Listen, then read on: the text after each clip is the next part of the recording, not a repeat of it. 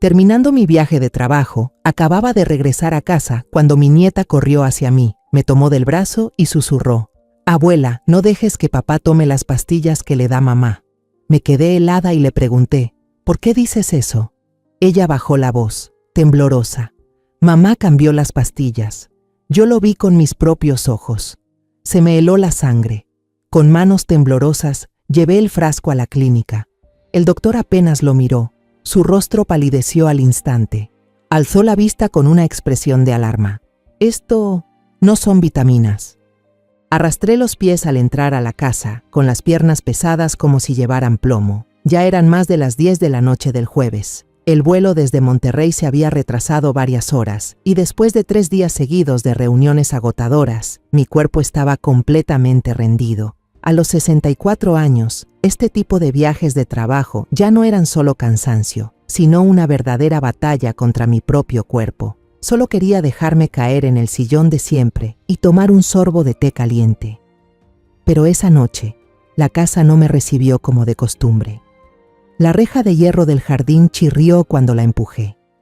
Arrastré la maleta por el patio, pero no sé por qué, sentí un silencio extraño envolviendo todo. A esta hora normalmente se escuchaba la televisión con el programa de comedia que le gustaba a Esteban, mi hijo, o las risas de Sofía, mi nieta, jugando con su papá. Pero hoy no se oía nada. Dejé la maleta en el suelo de la sala.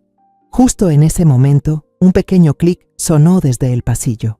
Aún no reaccionaba del todo cuando Sofía, mi nieta de apenas 8 años, salió corriendo de su cuarto.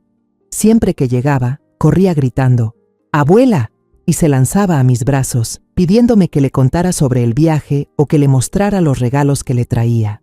Pero esta vez no sonrió. Solo corrió hacia mí y me abrazó fuerte de las piernas. Me agaché para cargarla como siempre, pero Sofía levantó la cara antes. Su rostro estaba cubierto de lágrimas, los ojos grandes y llenos de miedo. El corazón se me detuvo por un segundo. «Sofía, ¿qué te pasa, mi amor?», le pregunté, tratando de sonar suave.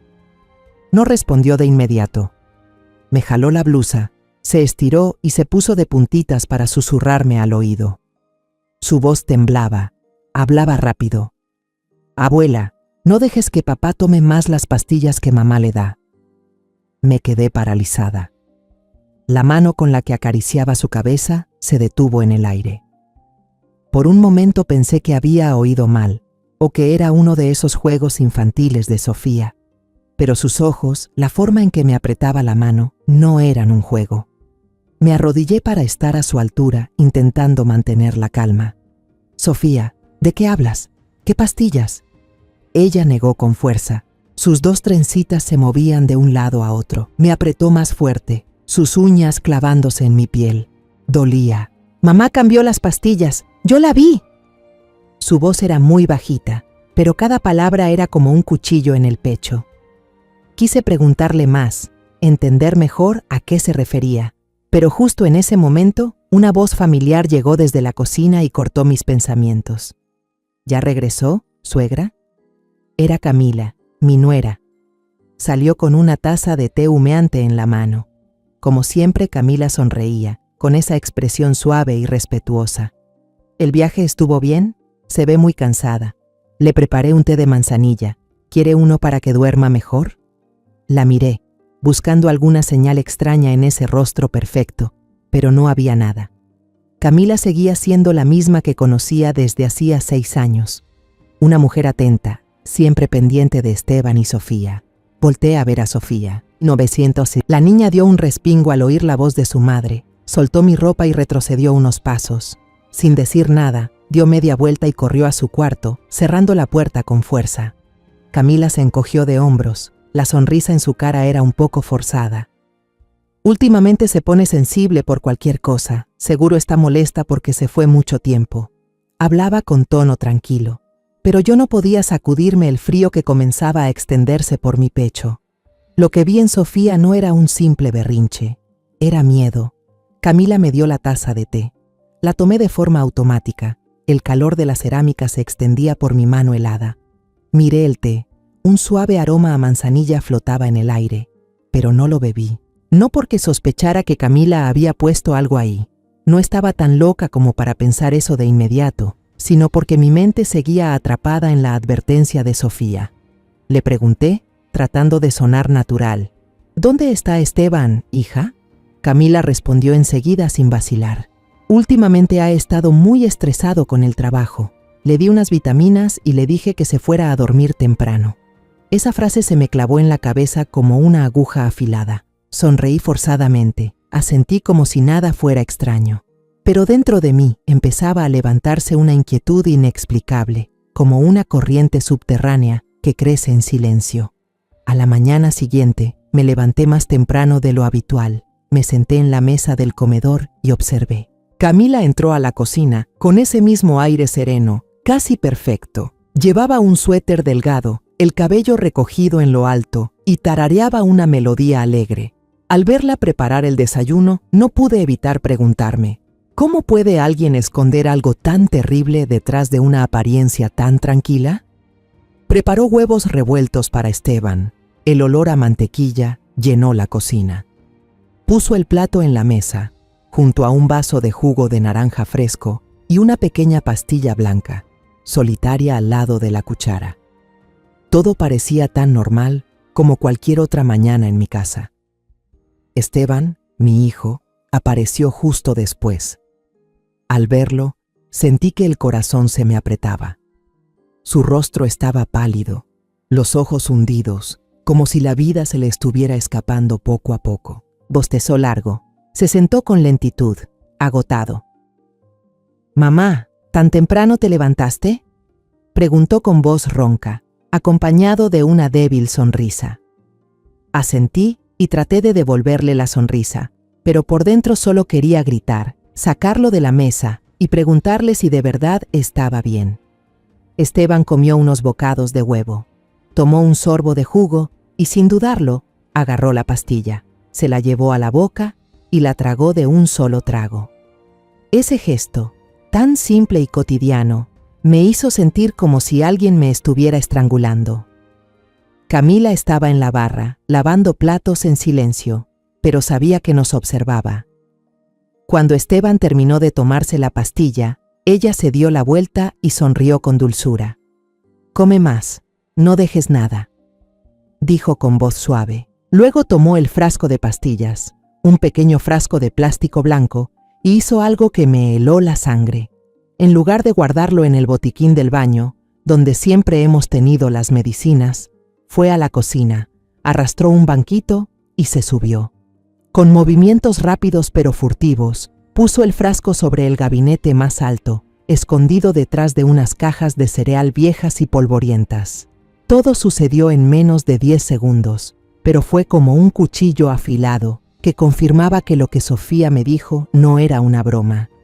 Me quedé sentada, con la taza de café apretada en las manos, tratando de mantener la expresión serena. Pero en mi cabeza, 100 preguntas gritaban. ¿Por qué esconder ese frasco en un lugar tan inaccesible? Si de verdad eran vitaminas, ¿por qué no dejarlas en un lugar práctico, como cualquier otro medicamento? Y lo más inquietante, ¿por qué lo hacía con tanto sigilo, como si temiera que alguien la viera? Miré a Esteban, que seguía comiendo, sin darse cuenta de nada. Al ver a mi hijo, sentí una mezcla de dolor y desesperación. Él confiaba en Camila, la amaba, y tal vez jamás se imaginaría que esa mujer podría hacerle daño. Esa noche no pude pegar un ojo. Acostada en la cama, miraba fijamente la oscuridad, con el tic-tac del reloj marcando cada latido de mi corazón. Las palabras de Sofía, su mirada llena de miedo y los movimientos sospechosos de Camila daban vueltas en mi cabeza sin dejarme un solo segundo de paz. Sabía que no podía quedarme de brazos cruzados. Tenía que hacer algo. Tenía que descubrir la verdad, por más aterradora que fuera. Esperé hasta que el reloj marcó las 2 de la mañana, cuando toda la casa estaba sumida en el silencio. La respiración tranquila de Esteban en la habitación de al lado, los suaves ronquidos de Sofía y el mutismo absoluto en el cuarto de Camila. Todo me recordaba que esta era mi única oportunidad. Me levanté de la cama, me puse la bata y bajé las escaleras de puntillas. Cada paso que daba era tan leve que parecía no tocar el suelo, pero mi corazón latía con fuerza como si quisiera salirse del pecho. En la cocina, la tenue luz del farol de la calle se colaba por la ventana, dibujando sombras extrañas en la pared. Moví con cuidado el banquito, procurando no hacer ruido. De pie sobre él, me sentía como una ladrona en mi propia casa. Mis manos temblaban mientras las alzaba hasta la parte de arriba del gabinete, los dedos rozando una fina capa de polvo antes de encontrar un objeto cilíndrico de plástico. Lo agarré, lo saqué y casi dejé de respirar. Era un frasco de pastillas, un simple frasco blanco de plástico, sin nada especial. Pero lo que me llamó la atención de inmediato fue la etiqueta. No era la típica etiqueta profesional de un laboratorio, como las que tienen los frascos de vitaminas que yo conocía. En su lugar había un trozo de papel blanco mal pegado, con unas palabras escritas a mano con bolígrafo azul, suplemento energético. Giré la tapa y un olor químico, tenue pero penetrante, me llegó directo a la nariz. Era muy distinto al aroma dulce y suave de las vitaminas comunes. Vertí algunas cápsulas en la palma de mi mano. Eran cápsulas blancas, lisas, sin ninguna marca o letra grabada en la cubierta. Se veían raras, sospechosas, y no se parecían en nada a algo que un médico recetaría. La desconfianza en mí estalló como una llama. Con cuidado, tomé 3 pastillas. Las envolví en un pañuelo pequeño y las guardé en el bolsillo de la bata. Luego puse el frasco exactamente donde estaba. Regresé el banquito a su sitio y limpié cualquier rastro. Al volver a mi cuarto, me paré frente al espejo, mirando a esa mujer de 64 años, con canas en el pelo, ojos cansados pero llenos de determinación. Me dije a mí misma, Teresa, no puedes permitir que esto siga. Si algo anda mal, tienes que proteger a Esteban, tienes que proteger a Sofía. A la mañana siguiente, intenté actuar con normalidad. Cuando Camila se preparaba para llevar a Sofía a la escuela, me acerqué a ella con voz tranquila pero calculadora. Camila, ¿qué suplemento está tomando Esteban últimamente? Lo he visto algo cansado y no sé si ese producto le está haciendo bien. Observé cada mínima reacción de ella, desde cómo se volteó hasta la sonrisa que apareció en sus labios. Camila no se mostró nerviosa, sonrió y respondió enseguida. Ah, es un multivitamínico que pedí de Estados Unidos, mamá. Le ayuda a dormir mejor para que se recupere. Su respuesta fue fluida, demasiado perfecta, pero contrastaba totalmente con la etiqueta que decía suplemento energético. ¿Le ayuda a dormir o le da energía? Estaba mintiendo, y la seguridad en su voz me dio escalofríos. Asentí, fingiendo estar conforme, pero en mi interior supe que acababa de rozar un secreto oscuro. Al mediodía, cuando Camila fue al mercado, la casa quedó en silencio. Solo estábamos Sofía y yo. Llevé un juego de marcadores y hojas al salón y me senté junto a mi nieta. Ella estaba coloreando un girasol. Sus manitas se movían con cuidado. Esperé a que terminara su dibujo y entonces hablé con suavidad. Sofía, mi amor, ayer me hablaste del frasco de pastillas de tu papá. ¿Podrías contarme qué fue lo que viste? No le diré a nadie, te lo prometo. Sofía dejó de colorear. Alzó la mirada. Sus ojos grandes me miraban, inocentes, pero serios. Guardó silencio un momento, como si estuviera luchando consigo misma, y luego empezó a hablar bajito. La semana pasada fui a la cocina a tomar agua. Era muy tarde. Pensé que todos dormían. Vi a mamá en la barra de la cocina. Agarró el frasco de pastillas que el doctor le dio a papá. Tiró todas las pastillas viejas a la basura. Después sacó de su bolso una bolsita con muchas pastillas blancas parecidas y las metió todas en el frasco. Se detuvo. Los labios le temblaban. Tenía mucho miedo, pero no me atreví a decir nada. Me escondí detrás de la puerta y vi cómo mamá guardaba el frasco en la parte de arriba del armario. Escuché en silencio, sintiendo cómo la sangre se me congelaba. Sofía siguió hablando, aún más bajito. Desde ese día, cada vez que papá toma la medicina, se duerme. Duerme muchísimo, abuela. Lo llamo, pero ya no se despierta para jugar conmigo. Ya no me cuenta cuentos antes de dormir. Sus ojitos se llenaron de lágrimas, y yo no pude contenerme más. La abracé fuerte, sintiendo cómo su cuerpecito temblaba entre mis brazos. Lo siento mucho, Sofía. Haré todo lo posible para que tu papá esté bien, ¿sí? Susurré, aunque ni yo misma sabía qué podía hacer. A la mañana siguiente, apenas salió el sol, salí de casa con una excusa perfecta. Le dije a Camila que iba a visitar a doña Rosa, una vieja amiga del grupo de oración de la iglesia que estaba internada por un problema del corazón. Camila asintió, sonrió con dulzura como siempre y hasta me recordó que llevara un abrigo porque hacía fresco. Le devolví el gesto, salí de la casa, pero por dentro sabía bien que no iba al hospital.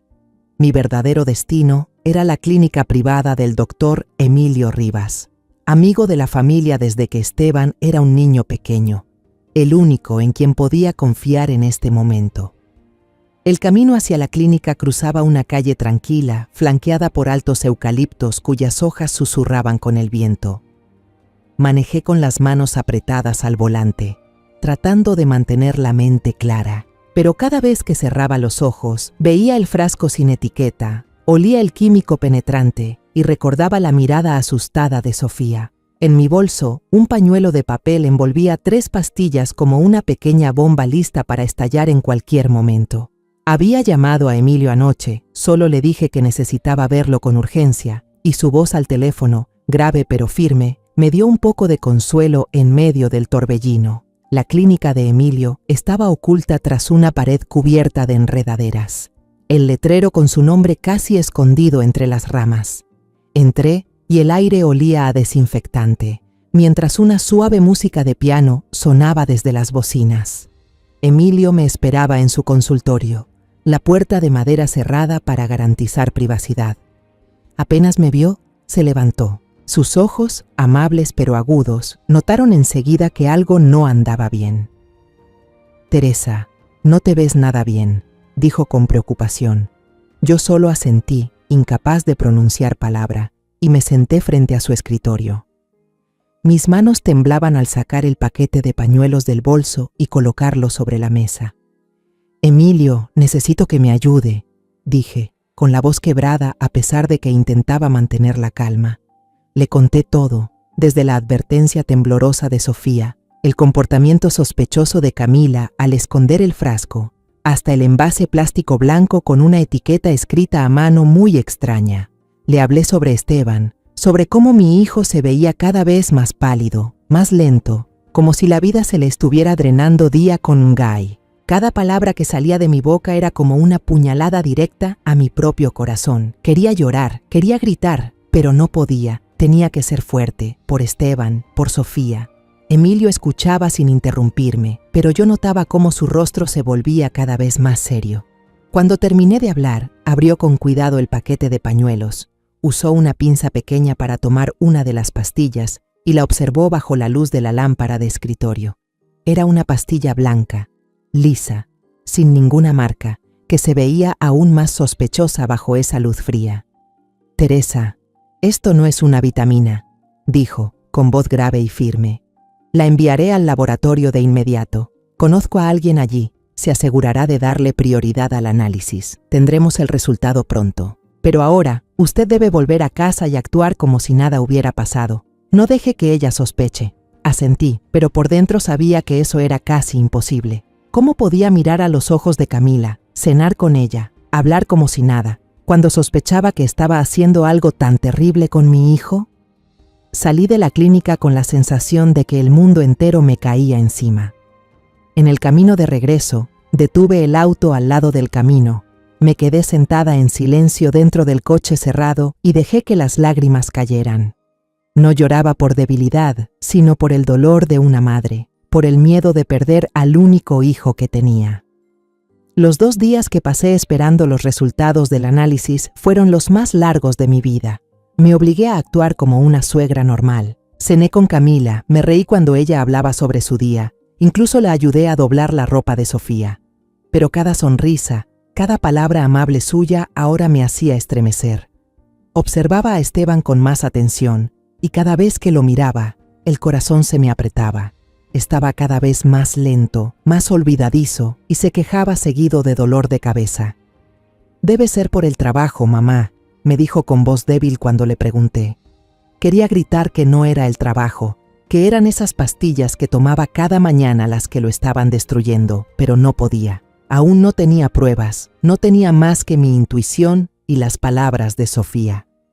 En la tarde del tercer día, mientras estaba sentada en el jardín arrancando pétalos de bugambilia para disimular mi ansiedad, mi teléfono vibró. Era Emilio. Me levanté de golpe y casi corrí hacia un rincón escondido detrás del seto de flores, donde nadie pudiera oírme. «Teresa, ya tengo el resultado», dijo Emilio con voz grave y firme. «Me temo que es una muy mala noticia. Esas pastillas contienen Zolpidem en dosis altas, un somnífero extremadamente potente. No son vitaminas. Tuve que apoyarme contra la pared de piedra para no caerme. La cabeza me daba vueltas. Emilio continuó. Su voz era como un cuchillo atravesándome el pecho. Tomadas de forma continua y en esa dosis, pueden causar daño hepático y neurológico. Peor aún, si se combinan con otras sustancias o se toma una dosis demasiado alta, pueden provocar insuficiencia respiratoria, fallo cardíaco, incluso la muerte. Esto no fue un error, Teresa. Esto fue intencional. No recuerdo cómo colgué la llamada. El mundo a mi alrededor se vino abajo. Me quedé allí, en medio del jardín bañado por el sol, pero sentía como si estuviera hundiéndome en una oscuridad infinita. Camila, mi nuera, la mujer a quien Esteban amaba profundamente, a quien yo había considerado como una hija, estaba envenenando lentamente a su esposo. Al principio, todavía tenía la esperanza de que todo fuera un malentendido, que quizá ella había comprado el medicamento equivocado por accidente. Pero las palabras de Emilio borraron toda ilusión. Esto no fue un accidente. Esto era un plan. Volví a la casa, con el corazón hecho un nudo. No podía actuar aún. No podía enfrentar a Camila. Necesitaba más pruebas. Algo irrefutable. Pero, ¿cómo podía seguir viviendo en esta casa sabiendo que cada día que pasaba, mi hijo se estaba deteriorando? Esa noche no dormí. Como a la 1 de la madrugada, escuché un ruido suave en la planta baja. Algo dentro de mí me lo advirtió, así que abrí la puerta de mi habitación con cuidado. Salí descalza al balcón del segundo piso y miré hacia abajo. Un rayo de luz salía de la cocina. Contuve la respiración, bajé las escaleras con cautela y me escondí tras la pared del pasillo.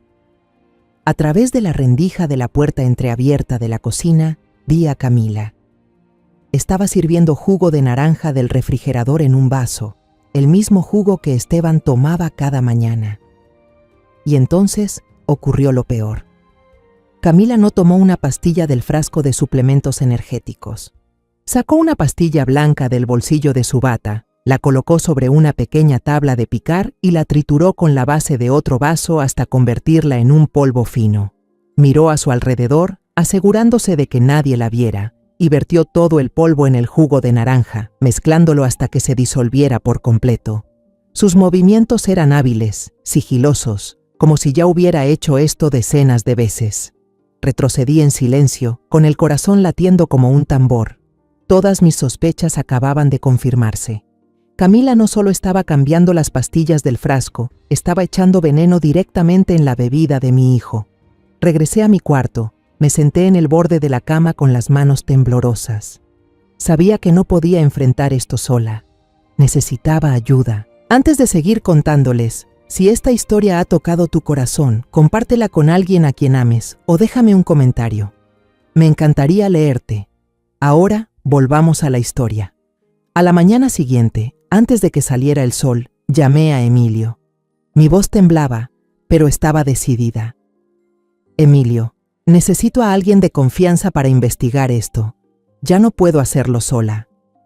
No le hablé sobre el jugo de naranja, no porque no confiara en él, sino porque temía que, al decirlo en voz alta, esa verdad espantosa se volviera aún más real, irreversible. Emilio no preguntó mucho, solo respondió: Teresa, conozco a alguien, Víctor Rojas, el detective privado más discreto y eficaz de la ciudad. Te enviaré su número. Minutos después, el mensaje de Emilio apareció en la pantalla, con un número de teléfono y una nota. Ten cuidado, Teresa. Miré los dígitos como si tuviera en las manos una llave que abría una puerta que no sabía si quería cruzar. Quedé de verme con Víctor en una cafetería pequeña, escondida en un callejón estrecho donde los transeúntes eran solo sombras apresuradas. Cuando llegué, Víctor ya estaba sentado en una esquina apartada, con una taza de café negro frente a él. Era un hombre de mediana edad, con un abrigo viejo, de apariencia tan común que fácilmente se podía olvidar. Pero sus ojos, agudos y atentos, me hicieron entender al instante que no era un hombre cualquiera. Me senté, puse sobre la mesa la copia del resultado de los análisis que me dio Emilio y comencé a contar. Le hablé de la advertencia de Sofía, del frasco sin etiqueta, del olor fuerte a químicos y del comportamiento furtivo de Camila en la cocina la noche anterior. Cada palabra que salía de mi boca era como una puñalada al alma, pero no me detuve. Necesitaba que él entendiera la gravedad de lo que estaba ocurriendo. Víctor escuchaba atentamente, tomando notas con cuidado en una libreta pequeña, sin interrumpirme ni una sola vez. Cuando terminé de contar, cerró la libreta y me miró directo a los ojos. Señora, esto no es un simple problema familiar. Si lo que usted dice es cierto, estamos ante un delito. Necesitamos pruebas directas. No podemos basarnos solo en palabras o resultados de laboratorio. Le propongo instalar cámaras de video y audio diminutas en la casa, especialmente en la cocina y la sala, donde ella suele actuar. Su propuesta me hizo sentir al mismo tiempo aliviada y asustada. Aliviada porque por fin tenía un plan concreto, pero asustada ante la idea de tener que espiar a mi nuera dentro de mi propia casa, como si fuera una desconocida, una enemiga. Acepté de inmediato, pero una pregunta me detuvo. ¿Cómo instalar las cámaras sin que Camila se diera cuenta?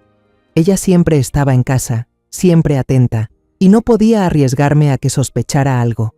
Entonces pensé en Pilar, la empleada que llevaba más de 20 años con mi familia. Pilar no era solo una trabajadora, era parte de la familia. Quería a Esteban como a un hijo, lo había abrazado cuando se cayó de la bicicleta, lo había cuidado noches enteras cuando tenía fiebre alta. Si había alguien en este mundo en quien podía confiar ciegamente, era en Pilar. Esa noche, cuando Camila y Sofía ya dormían profundamente, fui a tocar la puerta del cuarto de Pilar.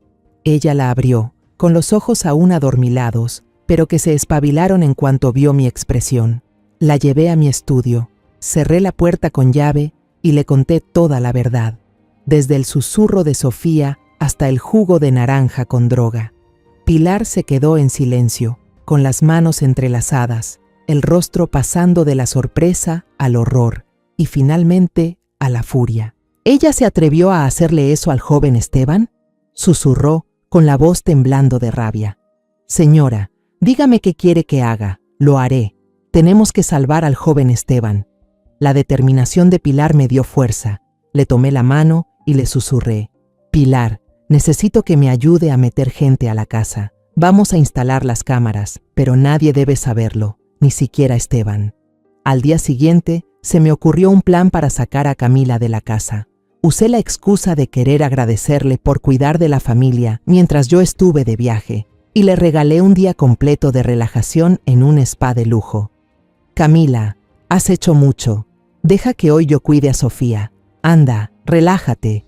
Ya te hice la reserva, le dije, tratando de sonar lo más natural posible. Camila sonrió, los ojos le brillaban. ¡Qué detallazo, suegra! Muchas gracias, respondió sin la menor sospecha. Al verla empacar tan alegremente, sentí una amargura que me subía por dentro. ¿Cómo podía estar tan tranquila mientras destruía la vida de mi hijo? En cuanto el auto de Camila cruzó la reja, el equipo de Víctor apareció, rápido y profesional como sombras.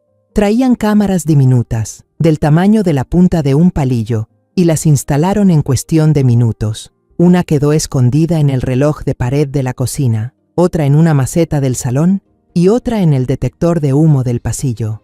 Todo quedó listo en menos de una hora. Víctor me entregó un celular viejo, ya con una app segura para ver las imágenes y el sonido de las cámaras. Solo necesita ingresar esta contraseña. Todo se guardará automáticamente en la nube, pero no deje que nadie vea este aparato, me advirtió con una mirada seria. 3 días después, obtuve lo que necesitaba. Estaba sentada en mi habitación, con la puerta bien cerrada, sosteniendo el teléfono con las manos temblorosas. En la pantalla se veía la imagen de la cámara de la cocina, donde Camila cocinaba, con audífonos inalámbricos puestos y hablando por teléfono. El audio de la cámara era nítido, aunque su voz apenas era un susurro. «Tú tranquilo», dijo ella, con un tono tan frío que daba escalofríos. «Él ya está muy debilitado, no sospecha nada, solo piensa que es por exceso de trabajo. Así es, las transferencias siguen como siempre, ya casi está». Contuve la respiración, sentí como si la sangre se me congelara en las venas. Camila hizo una pausa y luego continuó, con un tono lleno de desprecio. «No te preocupes, solo falta un poco más de tiempo. Cuando él se derrumbe, todo será nuestro». Al colgar, se dirigió al gabinete, sacó el frasco de pastillas y repitió la misma acción de siempre. Vertió unas cuantas pastillas blancas de una bolsita que tenía en el bolsillo del abrigo dentro del frasco. Todo el proceso, desde la llamada hasta el cambio de medicación, quedó registrado con claridad, sin que se escapara ni un solo detalle. Guardé el video de inmediato en un disco duro independiente y envié una copia a mi correo cifrado. La rabia me hervía por dentro, como si quisiera incendiarlo todo. Quise bajar corriendo a la cocina y enfrentarla en ese mismo instante, gritarle que ya sabía toda la verdad. Pero mi mente me dijo que debía mantener la calma. Ese video era una prueba irrefutable, pero en la llamada mencionó las transferencias.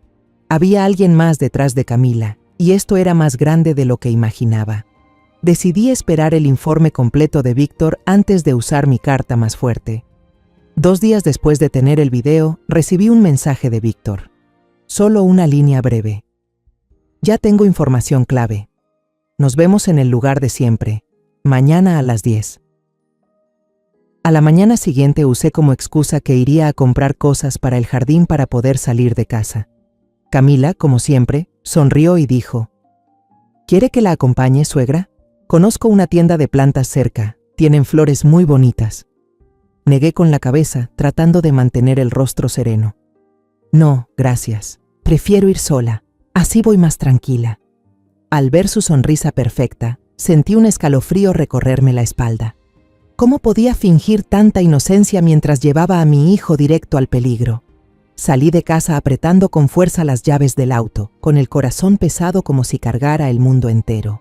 El café de siempre seguía escondido en aquel callejón, con el olor a café tostado mezclado con la música bolero del radio.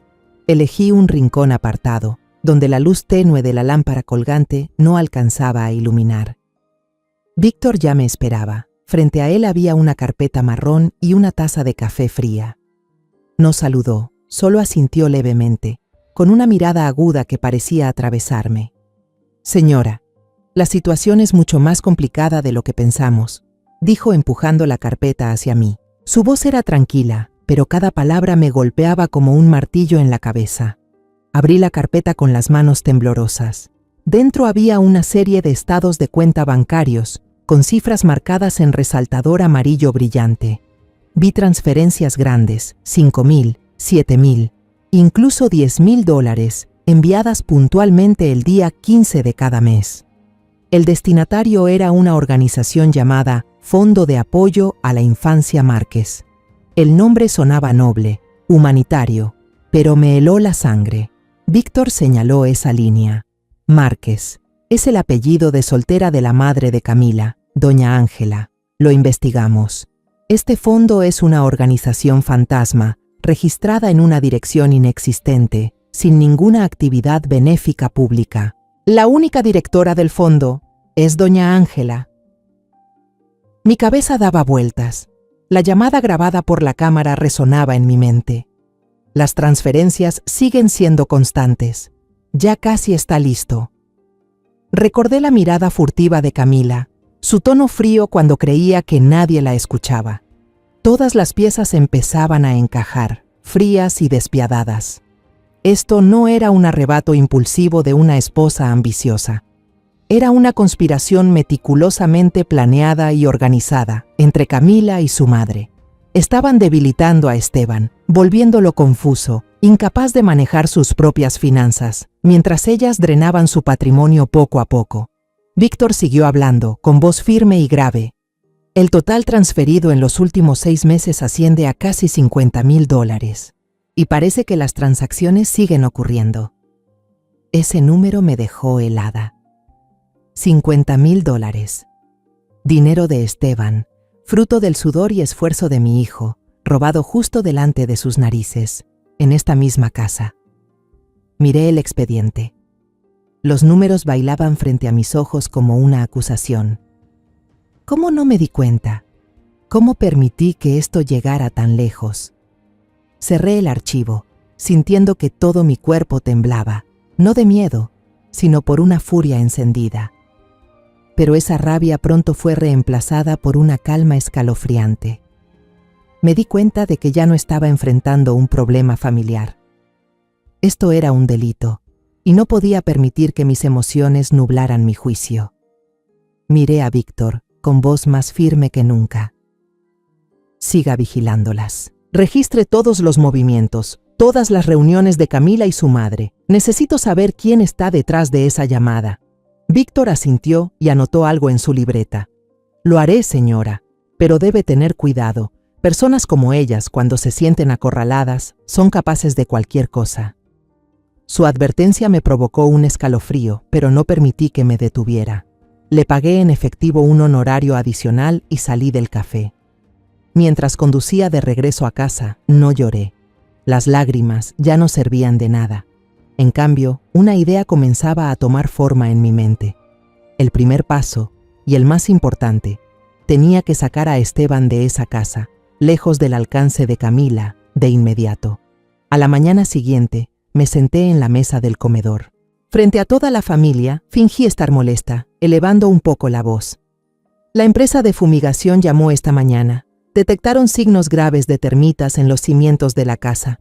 Tenemos que fumigar todo el lugar durante los próximos 3 días. Todos deben desalojar. Observé a cada uno, especialmente a Camila, para ver su reacción. Esteban seguía en su estado letárgico. Apenas asintió con cansancio, los ojos hundidos como si no tuviera fuerzas ni para preguntar. Camila, en cambio, alzó las cejas, claramente sorprendida. ¿Tan rápido, mamá? Yo no he notado nada. Su voz era suave, pero detecté un leve tono de tensión.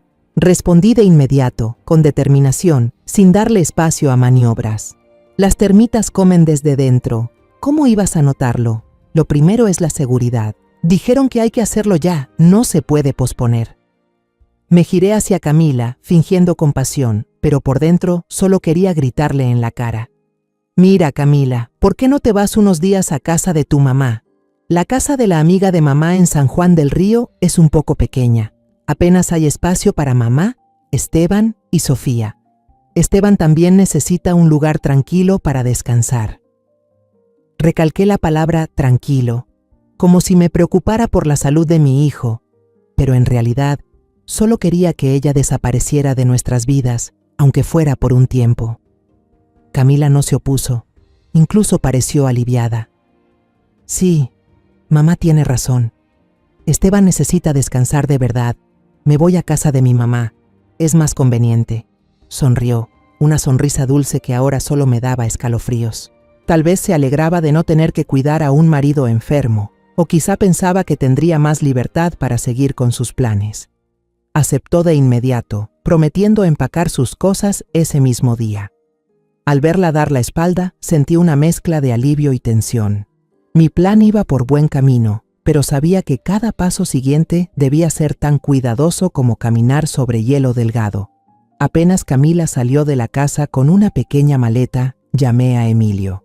Le conté brevemente el plan de llevar a Esteban y Sofía a San Juan del Río, y la verdad espantosa sobre las pastillas de Zolpidem.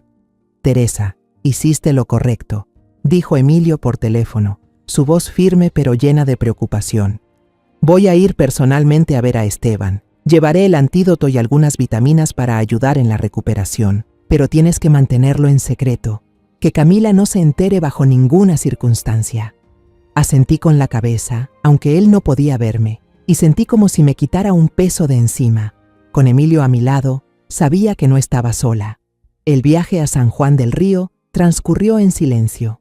Esteban iba en el asiento del copiloto, dormido casi todo el camino, con la cabeza apoyada en la ventana. Al mirarlo, sentí un dolor agudo en el pecho.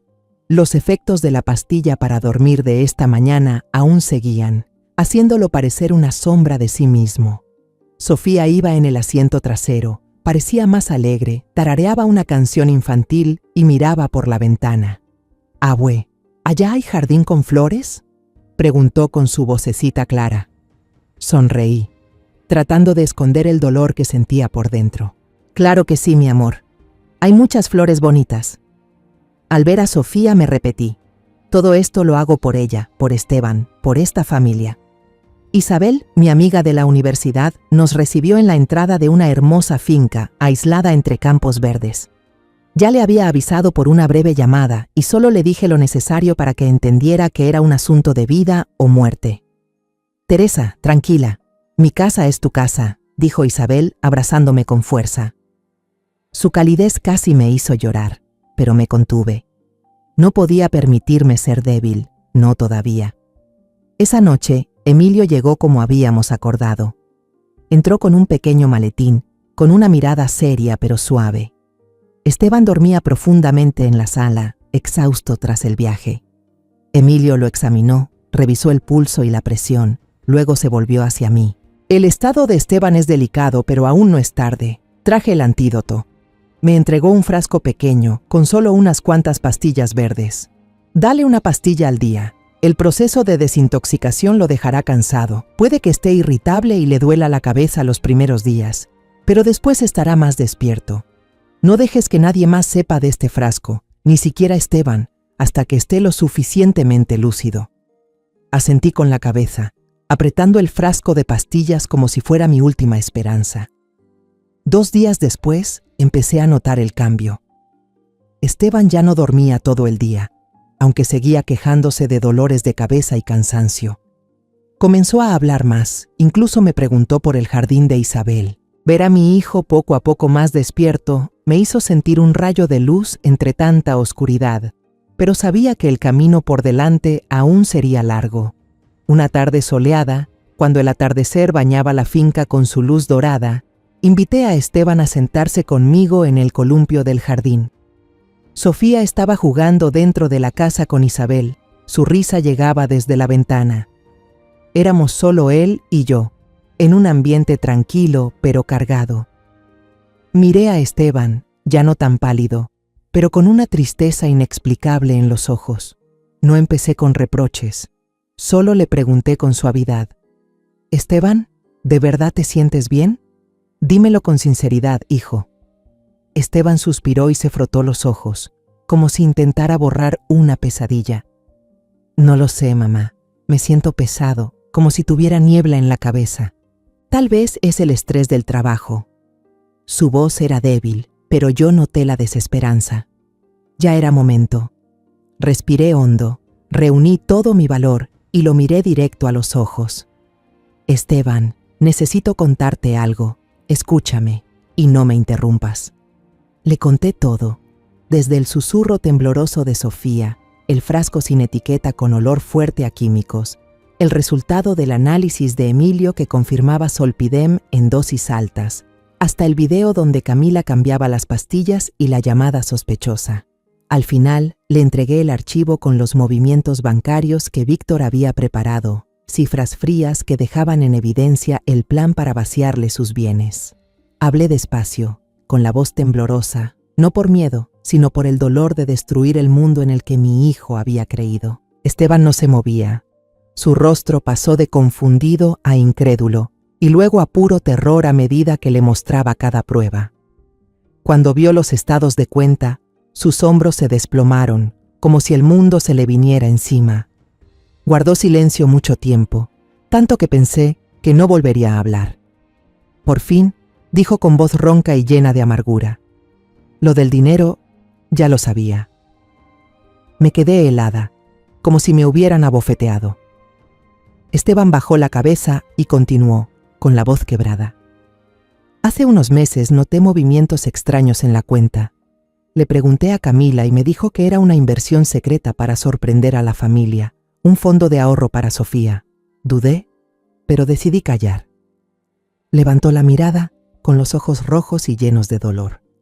No quería que Sofía creciera sin su mamá. Pensé que era solo codicia, pensé que podía hablarlo, solucionarlo. No quería romper esta familia. Y luego rompió en llanto. Su voz se desbordó. Pero nunca imaginé que ella quisiera matarme. Mamá.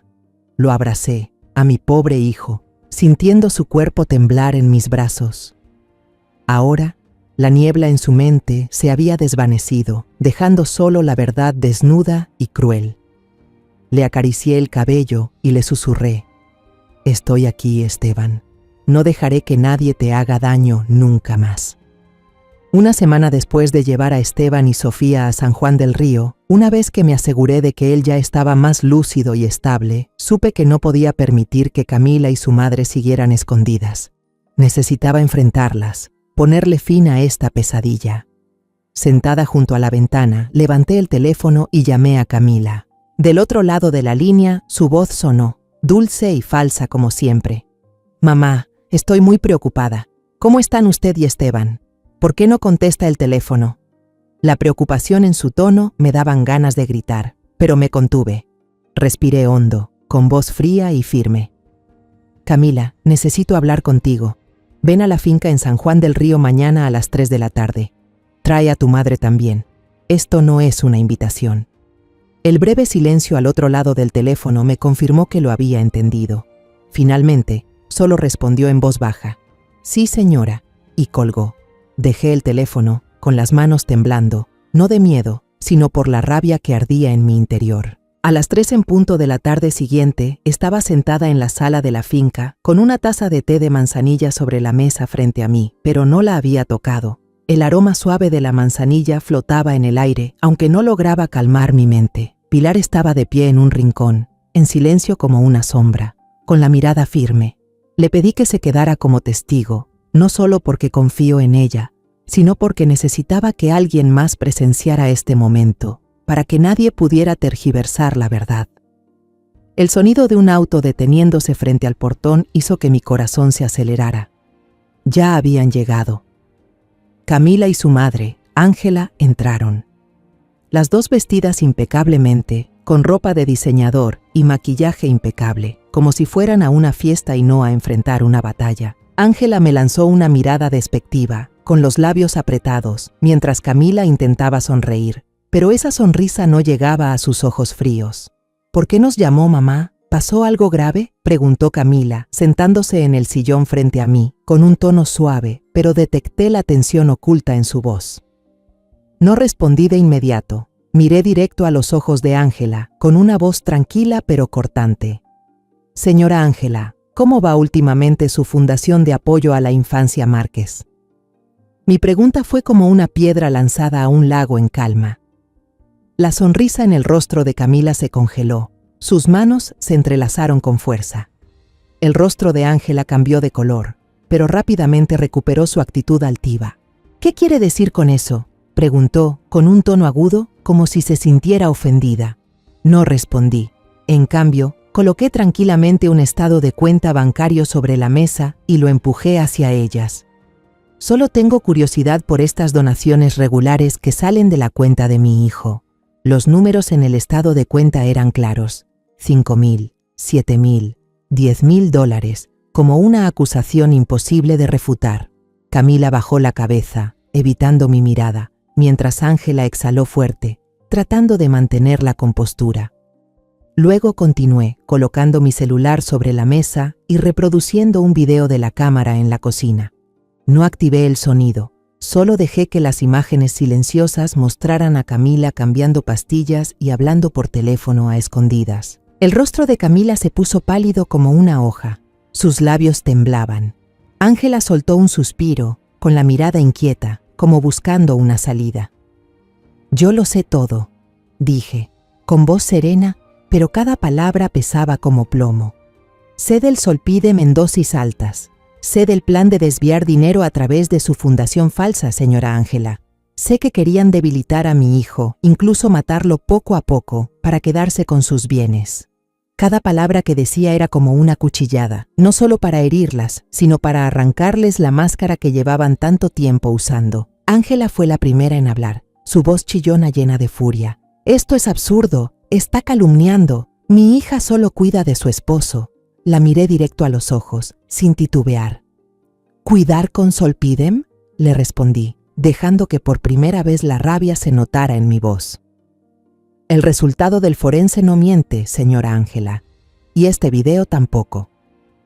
Señalé la pantalla, donde se veía claramente a Camila disolviendo el polvo del medicamento en un vaso de jugo de naranja, la imagen avanzando en cámara lenta, revelando cada detalle. Al ver que no había forma de negarlo, Camila empezó a llorar. Las lágrimas le corrían por el maquillaje impecable, pero a mí no me conmovió en lo absoluto. «Mamá, perdón, me manipularon, no fue mi intención», sollozaba ella, con la voz temblorosa como una actriz en plena función. Pero yo sabía que todo era teatro. La había visto en el video, con esa frialdad tan suya, había escuchado su tono despreciativo al hablar de Esteban. No respondí, solo endurecí la voz. «No sigas actuando, Camila. No las llamé aquí para escuchar disculpas». Me puse de pie y las miré desde arriba. «Les estoy dando una salida, por Sofía, porque no quiero que mi nieta vea cómo se llevan a su madre y su abuela esposadas. Les doy una oportunidad. Vayan a la comisaría y confiesen todo. Una confesión puede ser tomada en cuenta como atenuante». Me detuve, dejando que mis palabras calaran hondo. «Tienen 48 horas para decidir. Después de eso, todas estas pruebas, junto con mi testimonio y el de Esteban, estarán sobre el escritorio del fiscal». Ángela tomó a Camila del brazo para levantarla, la cara roja de ira. No dijo nada, solo me lanzó una mirada que quemaba, como si quisiera prenderme fuego con los ojos.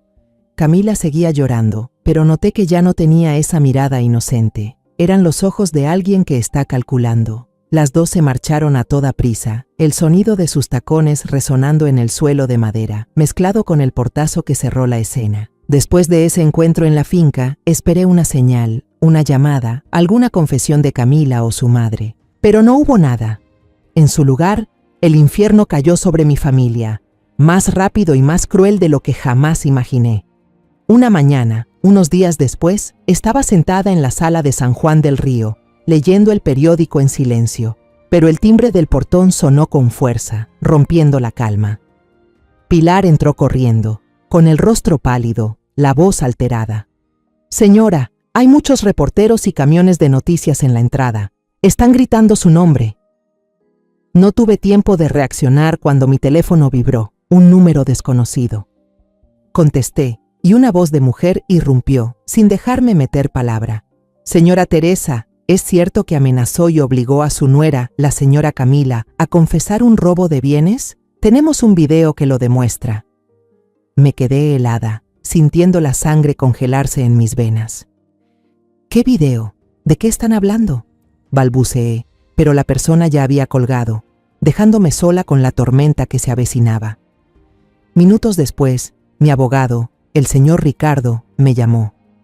Su voz era urgente. «Teresa, pon el canal de noticias número 5 ahora mismo. Camila acaba de publicar un video en internet y se está difundiendo como pólvora». Mis manos temblaban al encender la televisión, el corazón golpeándome el pecho como si fuera a estallar. En la pantalla aparecía el rostro lleno de lágrimas de Camila en una entrevista exclusiva. Se veía frágil, sufrida, la voz entrecortada mientras hablaba de la vida infernal junto a la familia de su esposo. Luego, transmitieron un video, una grabación de nuestra reunión en la finca, pero tomada desde otro ángulo, probablemente desde un botón o una pluma espía. El video fue editado de forma despiadada. Solo dejaron mis palabras. «Lo sé todo. Todas estas pruebas estarán sobre el escritorio del fiscal», y la imagen mía levantándome con determinación, como si fuera una mujer poderosa dando órdenes. Cortaron por completo la parte en la que mostré los estados de cuenta bancarios, la parte donde enseñé el video de Camila cambiando las pastillas. En su lugar, insertaron escenas de Camila llorando desconsolada, abrazando a su madre, como si ella fuera la víctima de una conspiración cruel. Todo el video contaba una historia completamente diferente. Una suegra poderosa, autoritaria, usando artimañas para intimidar y echar de la casa a su pobre nuera. La noticia se esparció como fuego. En cuestión de horas, las redes sociales explotaron con comentarios atacándome. Los titulares eran escandalosos. Tragedia en familia de magnates. Suegra obliga a nuera a confesar para quedarse con la custodia del nieto. La esposa indefensa y la conspiración de la familia política. Pintaron el cuadro de una esposa joven, oprimida por la familia adinerada de su esposo. Y yo, que solo trataba de proteger a mi hijo, me convertí de repente en la villana ante los ojos del público. Sentada frente al televisor, viendo cómo las calumnias llenaban la pantalla, sentí como si alguien me abofeteara. No por el dolor, sino por la tremenda injusticia. Esteban entró a la habitación, con el rostro pálido al ver las noticias. «Mamá, ¿qué está pasando? ¿Qué están diciendo de ti?», preguntó con voz temblorosa. Le tomé la mano, tratando de mantener la calma. «Esteban, no te preocupes. Ellos no conocen la verdad, pero yo me voy a encargar de que la sepan». Aunque por dentro no estaba segura de poder lograrlo. La rabia ardía dentro de mí, ahogando cualquier duda. No podía dejar que Camila ganara. No podía permitir que ella me convirtiera en la mala, cuando en realidad fue ella quien envenenó a mi hijo. Fui con Ricardo a la estación de policía de inmediato y presenté una denuncia formal por envenenamiento y fraude para quedarse con los bienes. En la sala de interrogatorios relaté todo, desde la advertencia de Sofía hasta el video del cambio de pastillas. Pero cuando el oficial pidió pruebas, Ricardo me aconsejó entregar solo una parte: los estados de cuenta bancarios y los resultados del examen de Zolpidem, guardando nuestras cartas más fuertes, como el video de la cámara de seguridad, para el juicio. El oficial, un hombre de mediana edad con mirada escéptica, leyó la denuncia y luego se recostó en su silla. «Señora, lo lamento, pero por ahora su caso no tiene fundamentos suficientes para iniciar un proceso penal. Usted dice que ella cambió las pastillas, pero no hay pruebas directas de que haya colocado una sustancia tóxica. El video que tiene solo muestra que ella guardó un frasco. En cuanto al dinero, podría tratarse de una transacción consensuada entre esposos. Mientras tanto, la señorita Camila tiene un video donde usted parece estar amenazándola. No podemos actuar únicamente con base en su testimonio». Mi denuncia fue rechazada por falta de fundamentos claros. Salí de la estación de policía sintiendo que el mundo entero estaba en mi contra. De regreso, Ricardo trató de consolarme. «Teresa, no te rindas. No han iniciado un proceso, pero aún tenemos pruebas. Vamos a llevar esto ante el juez». Pero sus palabras no calmaron la furia que hervía dentro de mí. Yo le di a Camila una oportunidad para confesar, pero ella eligió contraatacar. Y lo hizo con más fuerza de la que imaginé. Esa noche, me senté en la oscuridad de la casa en San Juan del Río, con la televisión encendida. Camila y Ángela aparecieron en un programa de entrevistas nocturno. Camila se veía débil, lastimera, contando su vida infernal con la familia política, hablando de cómo yo la amenacé y la calumnié. Ángela, en el papel de madre indignada, exigía justicia para su hija, incluso haciendo un llamado al público para que se pusiera de su lado. Actuaban tan bien que lograron convertirme en un monstruo ante millones de personas. Apagué la televisión, no podía soportarlo más. Miré por la ventana, donde la luna pálida iluminaba el jardín, y apreté los puños, las uñas clavándose en la piel. Mi paciencia se había agotado. Ya había intentado resolver todo con calma, por Sofía, porque no quería que la niña perdiera a su madre. Pero Camila eligió este camino, y no voy a dejar que gane. El juego pacífico se acabó. Es hora de empezar la guerra. Tomé el teléfono, llamé a Ricardo, con la voz más firme que nunca. «Ya no vamos a esperar. Prepara todo. Es momento de soltar todas las pruebas reales». La voz de Ricardo, mi abogado, sonó sin una pizca de duda. «Señora Teresa, vi el programa. Perfecto. Que sigan revolcándose en la ilusión de la opinión pública. Todo lo que necesitamos ya está en su lugar».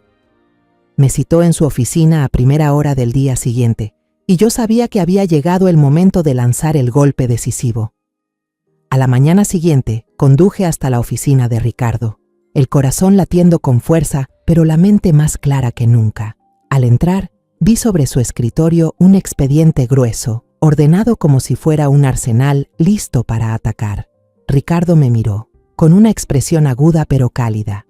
Esta es nuestra arma, Teresa, no una parte, sino todo. Abrió el expediente, hojeando cada página, explicando con precisión, como un estratega antes de entrar en batalla.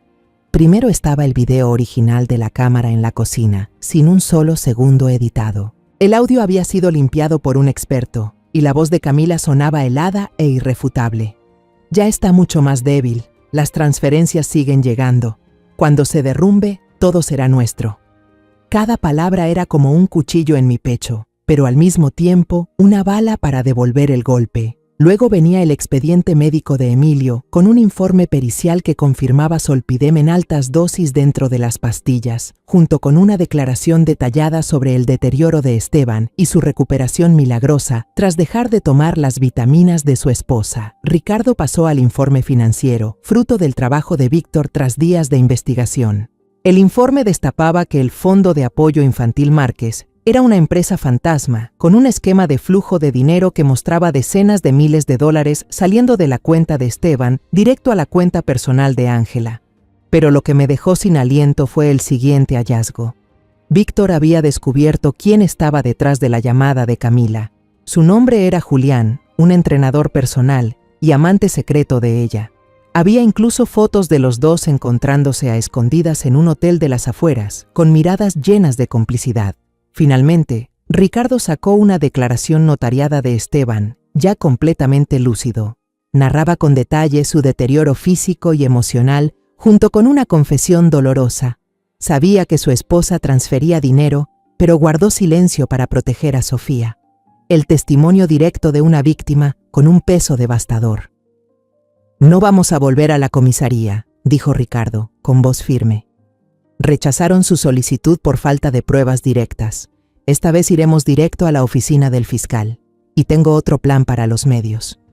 Me habló de Elena Vargas, una periodista de investigación muy reconocida por su integridad y por no temerle a los enfrentamientos.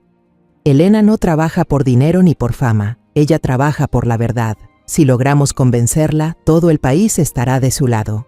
Al día siguiente, Ricardo y yo nos reunimos con Elena en una sala privada de su oficina. Elena era una mujer de mediana edad, con el cabello corto teñido de gris y negro, una mirada aguda, pero no fría.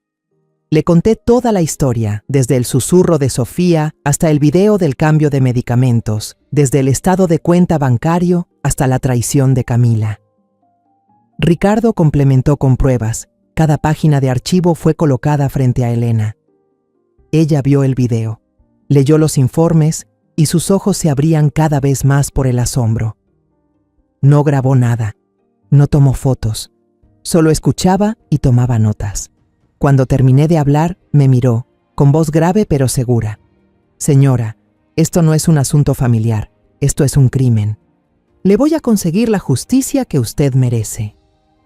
Solo 24 horas después, un reportaje de investigación exclusivo con el título «La verdad detrás de las vitaminas, un plan de envenenamiento y estafa organizada», fue publicado en la portada del periódico más grande del país.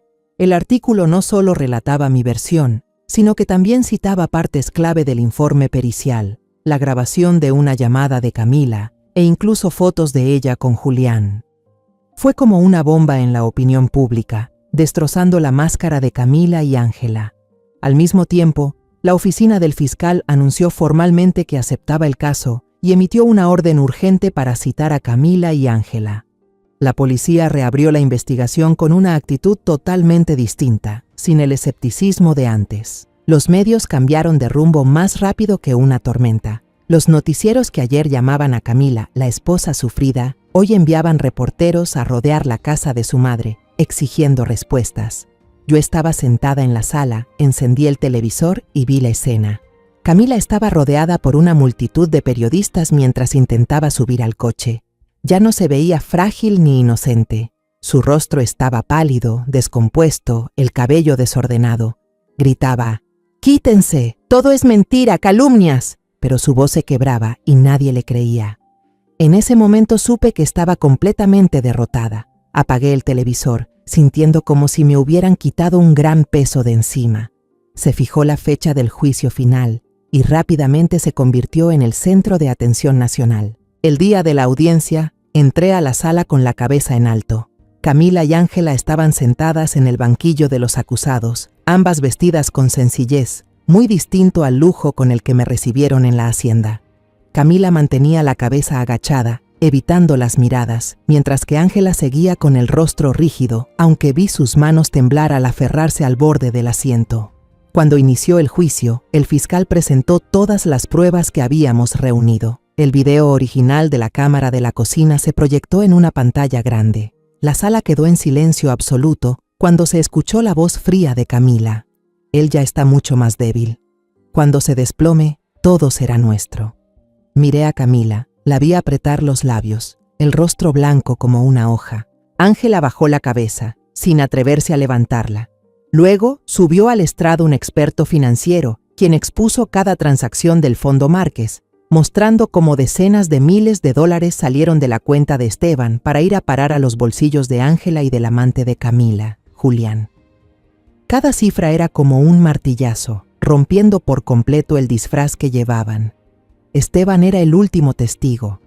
Al ver a mi hijo de pie frente al tribunal, con su traje impecable, luciendo saludable y firme, sentí una mezcla de orgullo y dolor. Contó todo, desde los días en que su cuerpo estaba agotado, su mente nublada, hasta el momento en que abrí sus ojos ante la traición de Camila. Su voz era tranquila, pero yo podía oír el dolor en cada palabra. Yo la amaba, dijo, mirando en dirección a Camila, aunque sin mirarla directamente.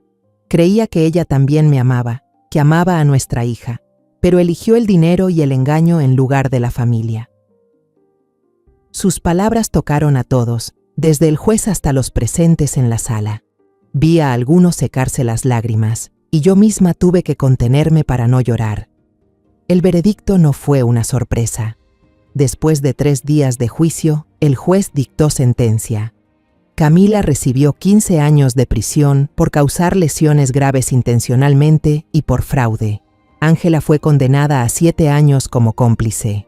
Julián, el amante de Camila, también fue procesado y sentenciado a 5 años por participar en la conspiración. Cuando el mazo del juez resonó, no sentí euforia, solo sentí un alivio inmenso, como si una piedra gigante se hubiera levantado de mi pecho. La justicia se había hecho, pero el precio fueron cicatrices que nunca sanarán en el corazón de mi familia. Inmediatamente después del juicio, Esteban solicitó el divorcio. Con pruebas irrefutables, el tribunal lo aprobó rápidamente, y Esteban obtuvo fácilmente la custodia total de Sofía. Lo primero que hicimos fue vender la mansión. Antes fue un hogar, ahora solo un recuerdo doloroso. No quería que Sofía creciera entre pasillos con olor a somníferos, ni que Esteban enfrentara fantasmas todos los días. Nos mudamos a una casa nueva en las afueras, más pequeña pero acogedora, con un jardín bañado por el sol y cerca de un gran parque. Fue un nuevo comienzo, una oportunidad para sanar. Sofía, mi pequeña guerrera, empezó a recuperar su sonrisa. Ya no preguntaba por su madre, como si hubiera entendido, a su manera infantil, que hay puertas que deben cerrarse para que otras más luminosas se abran. Una tarde, mientras Esteban y yo estábamos sentados en la banca del jardín, viendo a Sofía dibujar bajo los árboles, la niña corrió hacia mí. Me abrazó y me mostró su nueva pintura. En el dibujo aparecían 3 personas dándose la mano, la abuela, el papá y Sofía, todos sonriendo. Señaló al dibujo de su papá y dijo con voz clara: «Papá se ríe más ahora, ¿verdad, abuela?» Miré a Esteban, vi una leve sonrisa en su rostro y asentí. «Sí, mi amor», lo vi. Sus palabras fueron como medicina, aliviando las heridas en mi alma. Supe entonces que habíamos hecho lo correcto. Unas semanas después, un canal de noticias local me invitó a una entrevista. No querían revolver la tragedia, sino que yo hablara sobre el camino hacia la justicia, sobre la fuerza de una madre, de una abuela. Acepté no por fama, sino porque quería que mi historia inspirara a otros. En el estudio frente a las cámaras no sentí nervios. Conté mi historia, no como una suegra amargada ni una víctima sufrida, sino como una abuela, una madre que hizo todo para proteger a su familia. A veces, lo más aterrador no viene de afuera, dije, mirando directo al lente, sino de quienes más confiamos. Pero nunca dejes que el miedo te calle. Cree en tu intuición y lucha por la verdad, porque después de la tormenta, la calma siempre vuelve. Cuando se apagaron las luces del set, salí afuera y respiré hondo el aire fresco de la noche. El olor del pasto recién cortado, el canto de los pájaros en alguna rama. Todo parecía recordarme que la batalla había terminado. Pensé en Esteban, que ahora ya volvió a trabajar, y en cómo su sonrisa aparece cada vez más seguido. Pensé en Sofía, esa niña que está creciendo rodeada del amor de su papá y de su abuela, sin la sombra de las mentiras. La batalla dejó cicatrices, sí, pero también me enseñó que, por más oscuro que sea el camino, la luz de la verdad y del amor familiar siempre es más fuerte. Si estás sufriendo en silencio, si estás herida y no sabes por dónde empezar para recuperar la justicia, entonces esta historia de venganza es para ti. Yo conté todo mi recorrido no para alimentar el odio, sino para hablarle a quienes se sienten atrapadas. Tú no estás loca y tampoco estás sola. Si algo dentro de ti dice que hay algo que no encaja, si tu intuición te grita que algo anda muy mal, escúchala. No dejes que las sonrisas falsas ni las palabras dulces te cieguen.